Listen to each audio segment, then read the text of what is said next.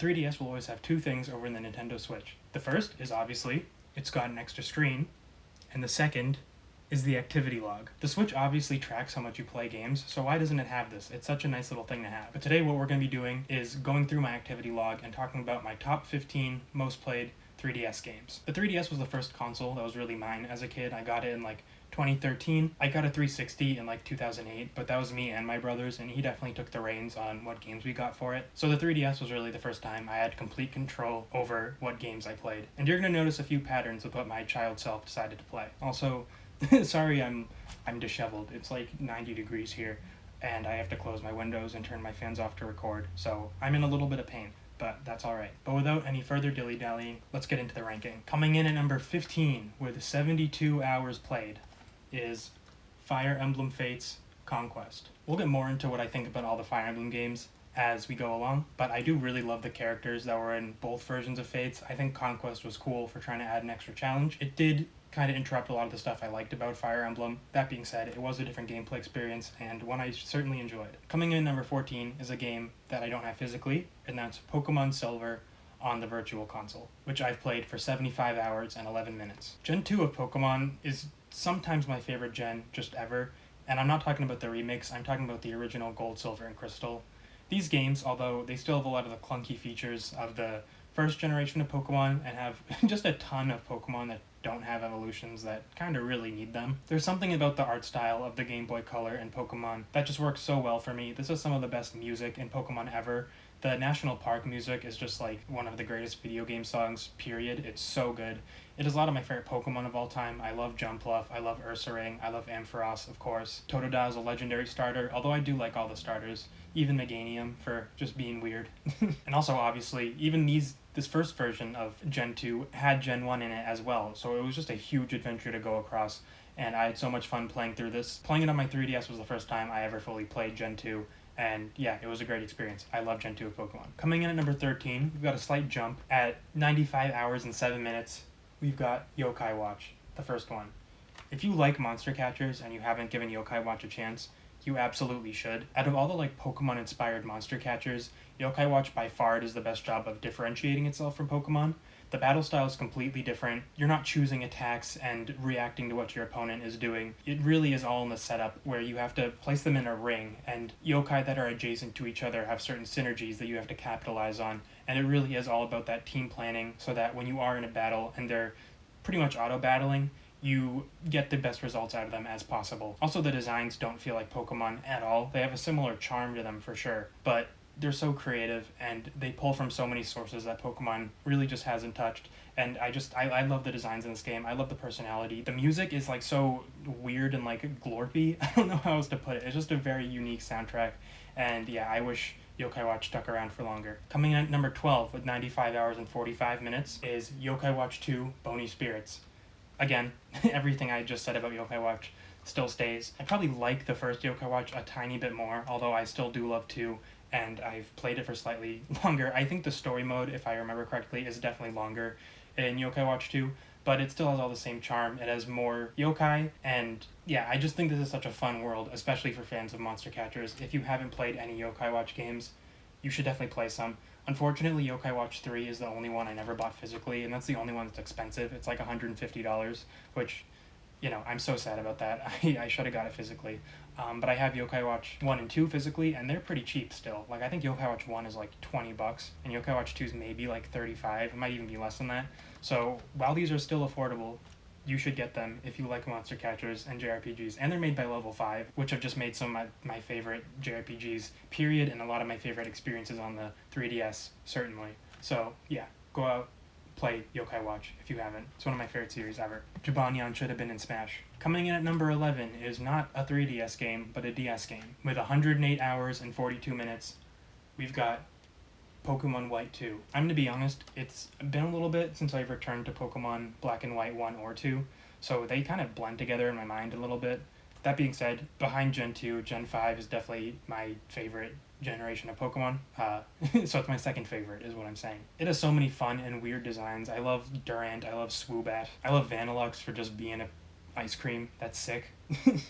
Yeah, all the popular Pokemon that everyone loves from Gen 5. And yeah, obviously these just had a much more mature story. These really show like what could have been for the Pokemon series. They were trying to make them more like story-based games that are a little more well thought out. It really was like a reboot of the franchise in a way, because they made a huge new generation with tons of new Pokemon to kind of fill all the niches that were from previous Pokemon. And because of that, it got overlooked and people really didn't like it at the time. But a lot of people have really come back to Gen 5 and see it for how amazing and ambitious it was. And I really wish Pokemon had continued down this path rather than the path they chose. Although I still think they were very solid during the 3DS generation, as we'll get into. Coming in at number 10 with 116 hours and 14 minutes is Pokemon Sun. The Gen 7 games are a little bit rough in some way. I feel like they're very handholdy for the first like 6 hours. I guess it's just because they kind of switched up the entire flow of a Pokemon game. The story is kind of wild. It's the whole Ultra Beast thing, and yeah, they definitely did do some very cool things with Gen 7. It has its weaknesses, mainly in the gameplay, but the story is really interesting, and I love the Pokemon designs from this gen. Togedemaru is just my favorite Pokemon, period. He's like a little round hedgehog dude. That's awesome. I love Pikachu clones in general, and Togedemaru is far and away my favorite. There's so many just cutesy and fun designs in this generation. There's like Comfey, there's Rabombi, there's Alolan Exeggutor, of course, Alolan Persian. You know, this is the first generation where we had regional variants, which I think is a very fun idea, and I think a lot of them from this generation are really cool. We still had Megas, they hadn't completely left us yet, and we had Z-moves, which were legitimately an interesting gameplay choice, unlike some of the things they added during the Switch generation. And I will say, during this time, I was very into competitive Pokemon, so that's why my play times for a lot of the Pokemon games are going to be very bloated. I would play like online battles with people all day. It was like just the thing I did. Getting into number 9 is a game I unfortunately no longer own, coming in at 121 hours and 35 minutes. It's Pokemon Y. I was still buying both versions of Pokemon games at this time, so I had X and Y. X was the one I had first, so we'll get into that one later. Spoilers. So yeah, Y is the one I would mainly use to do like fun little playthroughs of, like if I wanted to do a Nuzlocke or just catch different Pokemon. I think that is very much the strength of Gen 6, is just there are so many Pokemon. The regional dex in that is like 400. Obviously Gen 6 had like 12 new Pokemon, but playing through those games you had so many options with your team just because of how gigantic the regional dex was. And that's cool. Obviously they're very easy and they're paced just so weirdly. But I still think they do have a pretty cool story. This was also the first gen where it really felt like Pokemon was going all in with the like being inspired by a certain region of the real world. So Kalos was in France, of course, and they had a lot of cool Pokemon just playing on that idea, which did lead to some really cool designs within the couple that there were in this generation. Coming in at number 8 with 129 hours and 38 minutes, we've got Fire Emblem Awakening. This was the first Fire Emblem game I ever bought at the behest of my friend, and it was the first Fire Emblem game I ever played, obviously, because of that. It's usually the one I call my favorite, which I know is a very safe choice to make, but legitimately I think just the story in this game is the most engaging and interesting. Fire Emblem stories can get pretty convoluted, but I think this one does its best to stay grounded and really make you care about the characters and what they're going through. Obviously the characters themselves are super memorable. I especially really like just Chrome's like immediate troop, him and Lissa and Frederick. I think they're all just great characters. And this game is the reason I love strategy RPGs in the first place. It really does nail that strategy RPG gameplay. It's fun, like building up your units and finding how best to use them and how best to pair them up. This game just gets so much right. There's a reason it's the game that kind of put Fire Emblem on the map in America. Coming in number 7 with 143 hours and 8 minutes, we've got Fire Emblem Birthright. Obviously, this was paired with Conquest. They're pretty different games, though, with the theme of Conquest being scarcity and, you know, the game's very hard, and this one is more about abundance. I probably like the characters in this one a tiny bit less than Conquest, although I like the gameplay more because it's less restrictive. And overall, I probably like the characters in Conquest and in Birthright more than the characters in Awakening, although I care about the Awakening characters more just because the story is better. The story in Fates, both versions, is pretty abysmal and confusing and doesn't make any sense and weird. But the gameplay is super fun. I had a lot of fun like reclassing people in this game and just giving like weird combinations to like different units being different classes than they usually are. And obviously it's always fun trying to make the best pair-ups in Fire Emblem to get the strongest kids, because that was big during the 3DS generation of Fire Emblem. Almost in the top 5. Number 6 is the first game to break the 200-hour mark. At 215 hours and 46 minutes, we've got my favorite Animal Crossing game, Animal Crossing New Leaf. I know 200 hours in Animal Crossing is almost light work compared to how much some people play it, but this game really was my life for a while in middle school. I remember I learned about it from a Dan and Phil video, where I think Phil was just saying that it had also become his life, and I was like, well, if Phil likes it, I've got to play it, and that was a good call. Animal Crossing is one of my favorite series ever. This was the first game I ever played in the series, and it's still to this day by far my favorite. I just think it has the most content when compared to the others. You know, it does start to get to that point where it's a little over polished. New Horizons obviously suffers from that a ton, and this one is definitely on that spectrum. But you can't deny how much there is to do in this game, how many different characters there are to meet and interact with. I had so much fun just going to Captain's Island and catching a bunch of whale sharks and selling them for like millions of bells. I was so rich in this game. It was awesome. Definitely my favorite Animal Crossing. Alright, we're into the top 5. And let me know if you see an overwhelming pattern with these. Coming in at number 5 with 288 hours and 54 minutes, we've got Pokemon Omega Ruby. This generation of Pokemon is when I was the most in deep to competitive battling, Gen 6, which we'll get into that as this continues. But yeah, these are generally what I point to as my favorite Pokemon games from the 3DS era, just because I feel like, you know, they have all their charm and the story of Gen 3, which I think is a very well-designed region overall, but they have all the amenities of a more modern Pokemon game, and they still are in the full swing of Mega Evolutions. You know, these games definitely do get flack for your character model not having any emotions, which is only a thing that would get worse in the coming generations. There were the warning signs of where modern Pokemon was going, but I don't think they had completely taken over yet, and these games are overall just a very fun experience. If you're trying to get into Pokemon and have never played a game, these are still what I would say are the best way to start. Coming in number 4 with 316 hours and 21 minutes is Pokemon Ultra Sun. These were the versions of Sun and Moon that just added in Pokemon from other regions, as well as a randomly extremely hard boss fight. I remember to beat Ultra Necrozma. Is that what it was called? Ultra Necrozma? I think so. I had to get a Focus Sash, because there was a way you could get a Focus Sash like in the main story in these games, and I gave it to a Komala, and then I had the Komala use Endeavor on Ultra Necrozma, so I was literally just using a Fear Komala against the hardest boss fight in Pokemon. So I was cheesing it a bit, but I got through it, and that boss fight was super hard for no reason.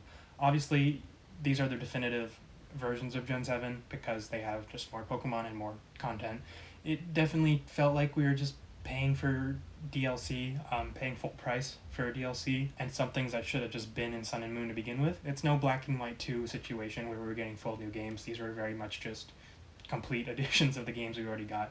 But Pokemon's not new to questionable pricing tactics, so, you know, it's kind of whatever. I definitely did have a lot of fun with these games, and like I said before, Gen 7 just has some of my favorite designs overall. Coming in at number 3, you'll never guess, with 394 hours and 3 minutes, we've got Pokemon Omega Ruby.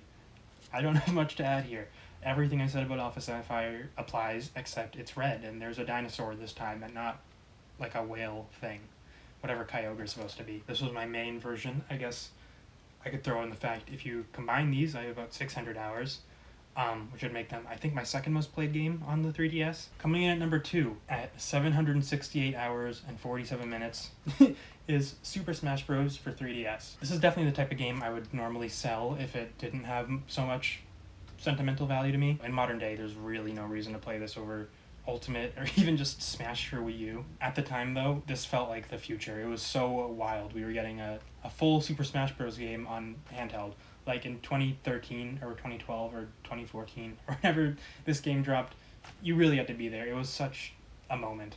And, you know, I would talk to my friends in middle school, like in our free period every day, just about the new announcements. Like, oh, did you hear Pac-Man just got announced? Duck Hunt just got announced. Villager just got announced. Like, it was such a pivotal time in my life. There was so much hype surrounding these games. The rollout was amazing. It was just so exciting to see who was going to get put in the game next.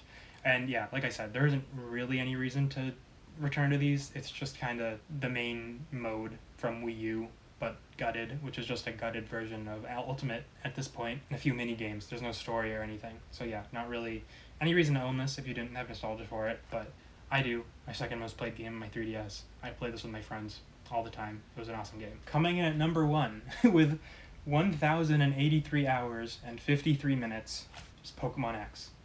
This is the first Pokemon game I ever owned Before this, it was all emulators and stuff that I was playing Pokemon on, and I played this game a ton. My parents were worried that if I got a 3DS, it would become my life, and I wouldn't focus on other stuff. They were right that it would become my life. I didn't fail out of school or anything. I did fine. It didn't really affect me negatively, but I did play this game constantly.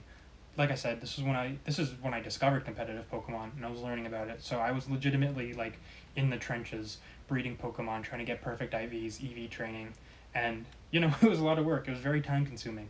So I have played this game for 1,083 hours. I feel like I have to prove to you.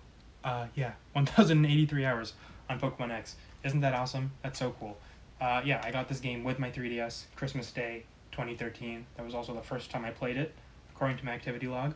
So, you know, it's just cool seeing that. I have opened it 550 times, which, wow, that's just wild. This is definitely my most played Pokemon game ever, just because I was doing a lot of competitive Pokemon and a lot of post-game stuff on this. I obviously have a ton of fond memories of this because it was when I was getting into competitive battling. I met so many, like, friends online that way, and it was just such a cool community at the time, and I really do think Gen 6 was when Pokemon competitively peaked. It was the most balanced and most interesting, and yeah, just a really awesome time in my life. And I have played Pokemon X for over 1,000 hours. Just never forget that. So yeah, let me know in the comments what other types of videos you guys want to see from me. I'm always happy to talk about games, of course. Let me know if you guys had a 3DS or your most played games. I'm curious to know. Thank you for watching.